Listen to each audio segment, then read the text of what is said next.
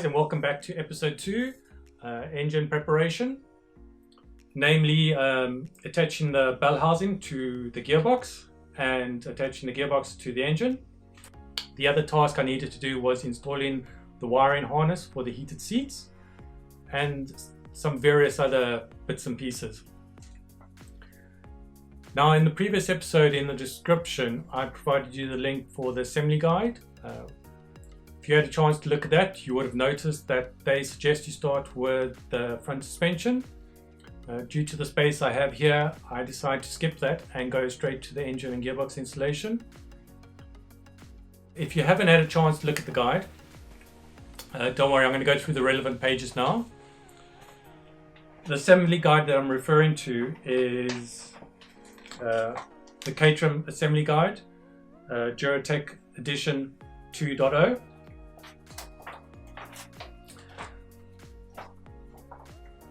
Now, the engine preparation starts on page 32. The parts that we'll be working with are engine mounts, starter motor, bell housing. Tools required are an M8 Allen key.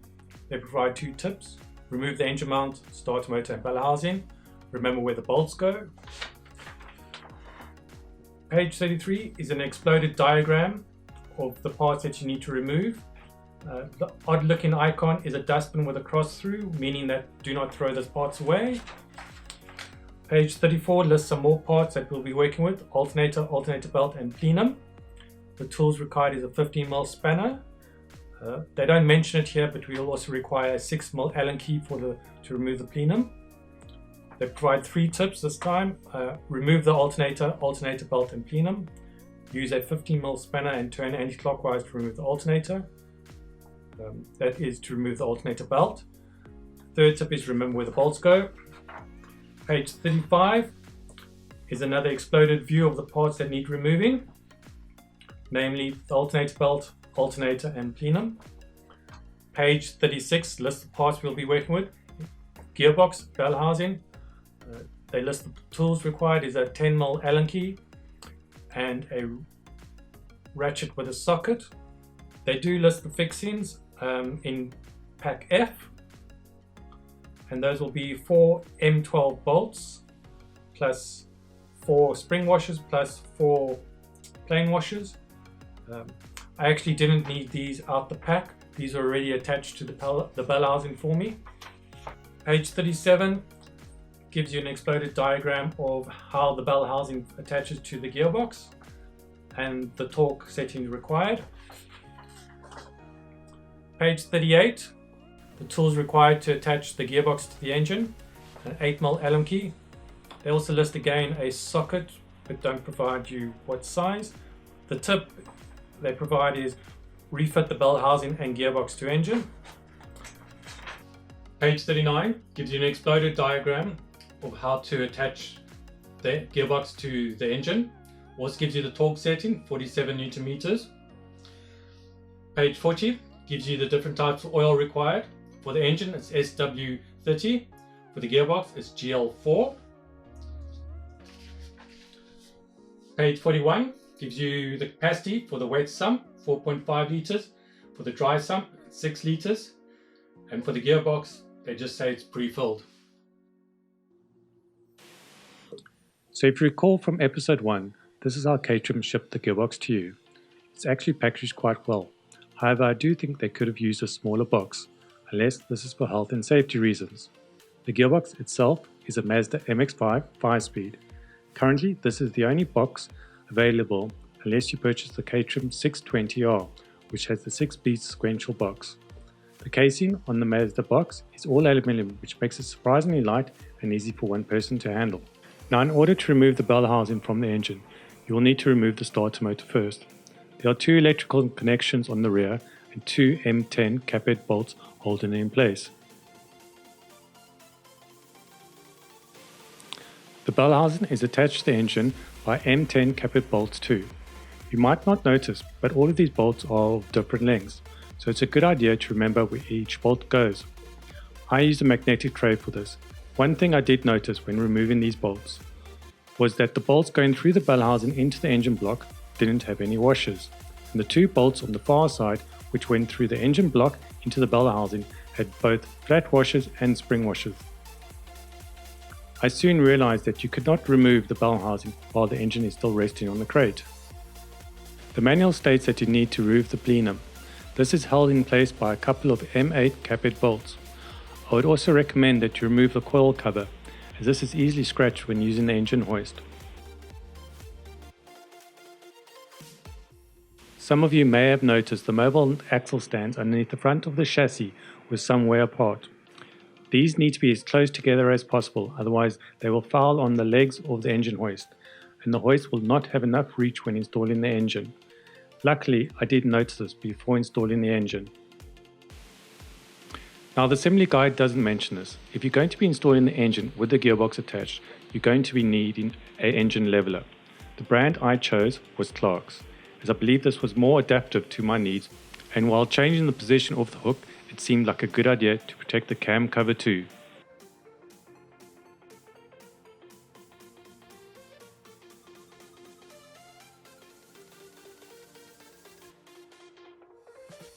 This also seemed like a good time to remove the auxiliary bolt, and I'm not sure why the assembly guide suggests removing the alternator first.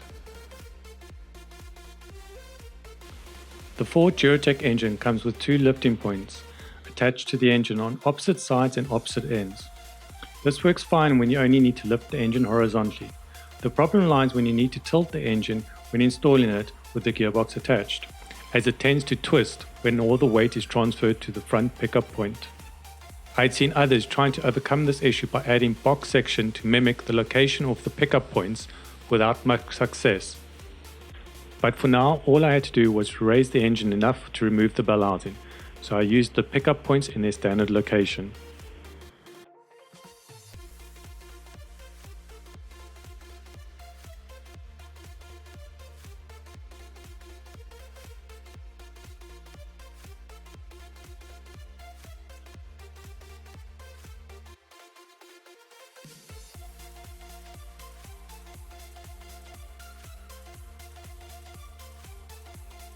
Once you have removed the bell housing bolts, it will take a little persuasion to free it from the engine.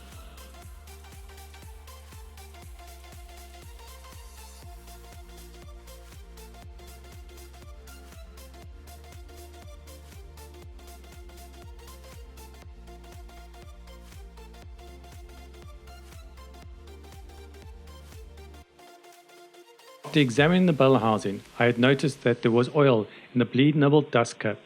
So I'm not sure if they test the slave cylinders beforehand or if this was a used part. I did check the release bearing for wear, but couldn't see any.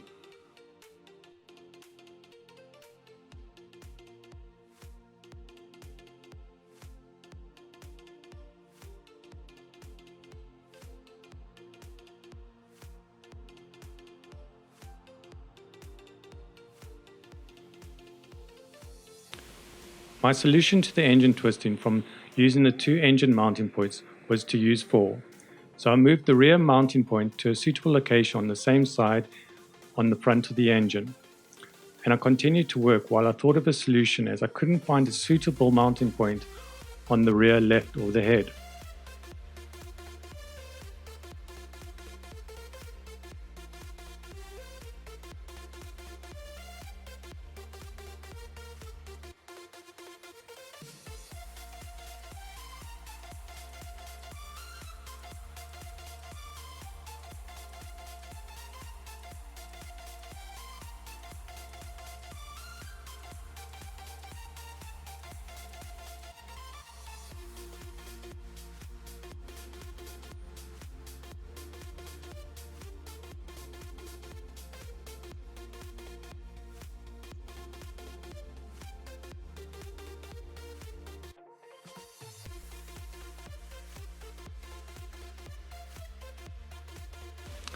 The gearbox comes with 4 hex bolts attached for the bell housing.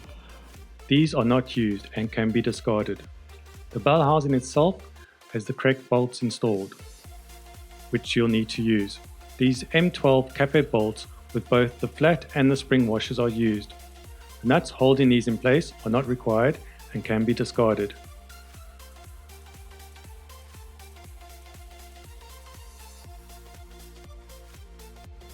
quick wipe ensures that both faces of the gearbox and bell housing are clean, and a little persuasion is required to locate the bell housing onto the dowels.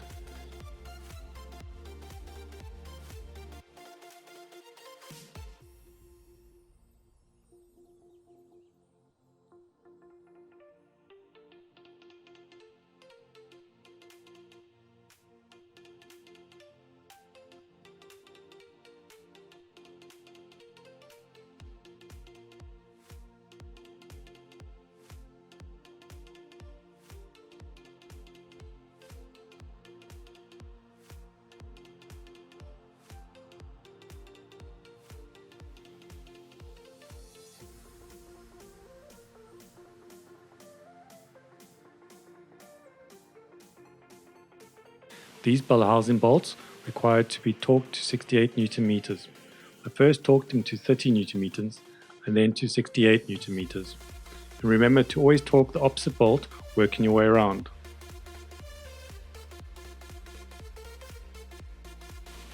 Now back to the engine hoist. I decided it would be best to mount a piece of box section to the leveler at the rear of the engine. This would allow me to use a mounting point lower down on the engine block, and this would also allow the chain to clear the fuel rail. But I needed a longer piece of chain. The chain supplied with the leveler just wasn't long enough.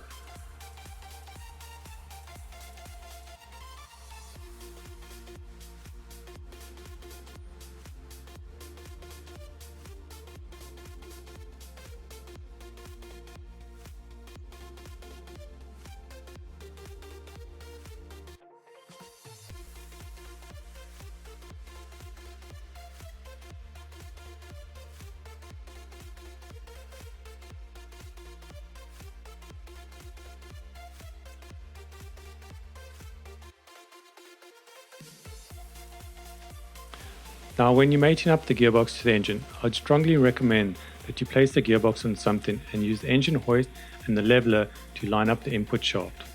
Unfortunately, the GoPro overheated and crashed, so I didn't capture the whole process, but it was very easy to line up. The bell housing bolts are torqued to 47 Newton meters, and again going around torquing the opposite bolt.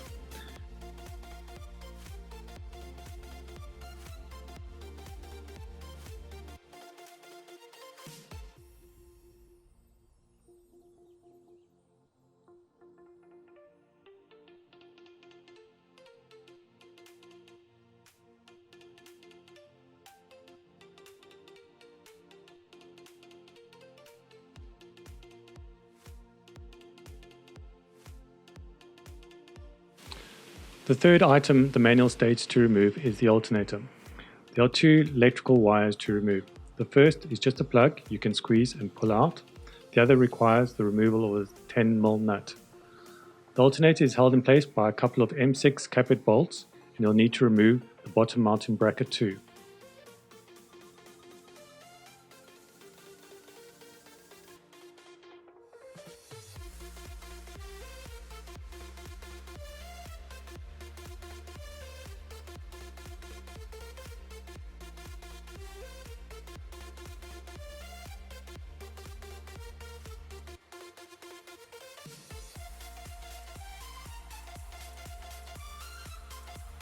Now the manual doesn't state this, but I decided to remove the auxiliary belt tensioner, as I thought this would give me more space when installing the alternator once the engine is in the car.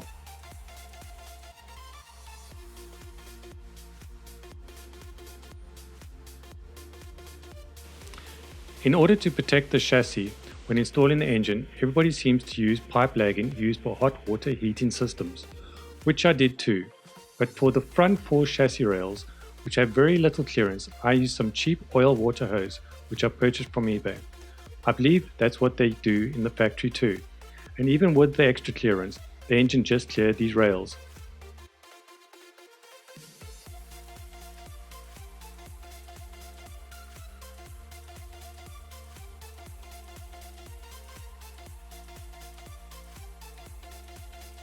So this is probably one of the first jobs you should do when you get your car, and that is to protect the body panels. The side skins are made of aluminium and dent very easily. Lucky for me, the roll cage came in a huge box which was perfect to use. I also used some 28mm pipe lagging on top of the chassis rails.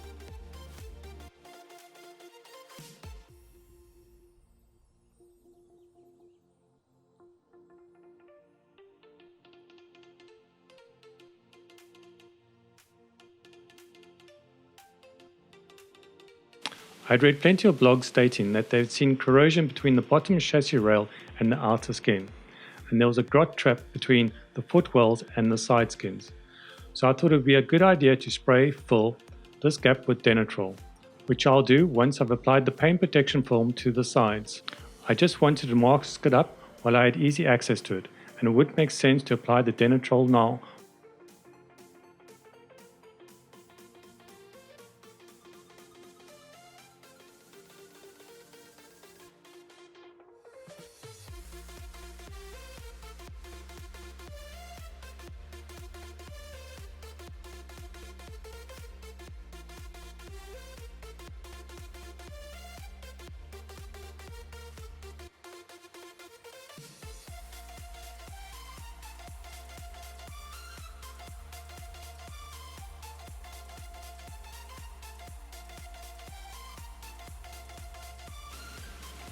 So when it comes to fitting the engine mount, there are a few things to check. Firstly, you need to check that the threads are clear in the mounts, and the bolts can easily screw in. The second thing to note is that the holes in the side skin do not always line up 100% with the holes in the chassis, so avoid using force to push the bolts through and rather turn them in using a spanner. You may also notice one out of the 4 engine mounting bolts is longer than the rest. This longer bolt was previously used for the earth lead between the engine and the chassis. The earth lead is now bolted directly to the chassis near the battery.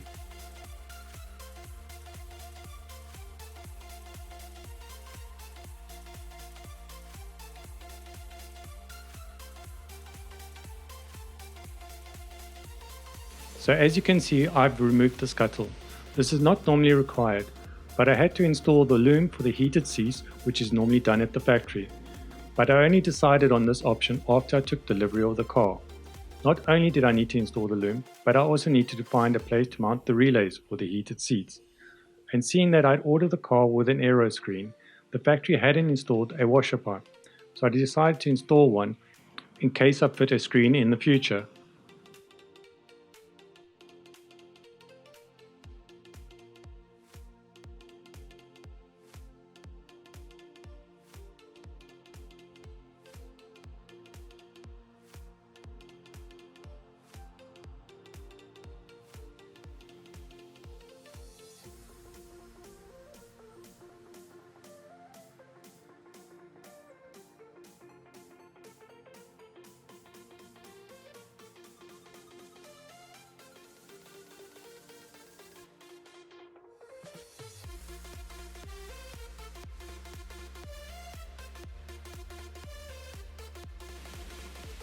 This is one thing I could not find much information on, and that was where the wires exited the tunnel to connect to the heated seats. The photo you see on my laptop was the only photo I could find online. This gave me enough information to guess where the holes needed to be drilled for the wires to exit the tunnel and the prop rivets to keep the loom clear of the prop shaft.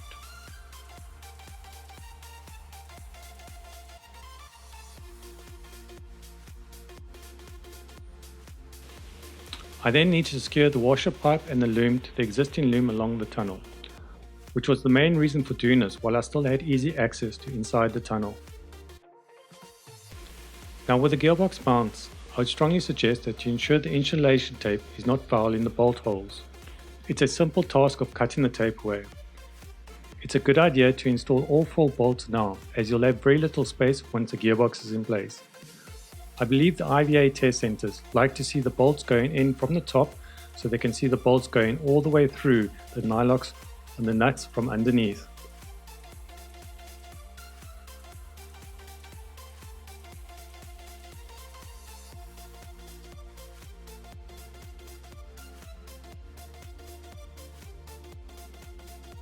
The final bit of preparation was to protect the insulation on the footwells. I did this by lining them with cardboard on both sides, using the cardboard from the packaging of the gearbox. I later found I should have used thinner cardboard here.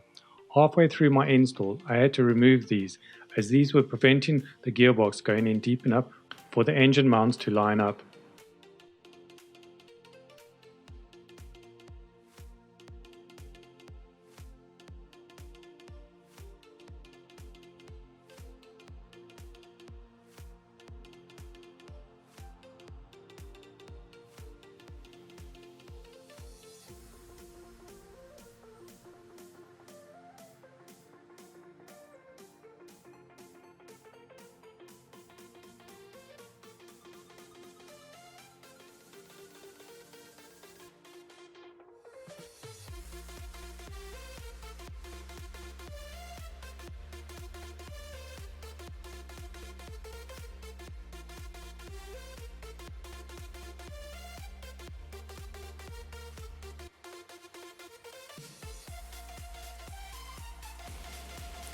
One of the many tips I came across from reading Chris Collins' blog, Caterham 420 Detail Build, I'll put the link in the description, was to wrap the gearbox in the polyurethane bag that it came in.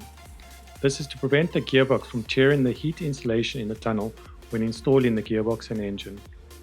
The white sheets you see are thin ABS sheets to ensure that the gearbox slides down the tunnel easily, as there are a few odd shaped edges on the gearbox. I cut the end of the polyurethane bag off so I could fold it twice, making it 4 layers thick before wrapping the gearbox. If you are thinking of doing this, I would suggest that you use parcel tape and not duct tape like I did, as it will make it easier to remove once in the tunnel.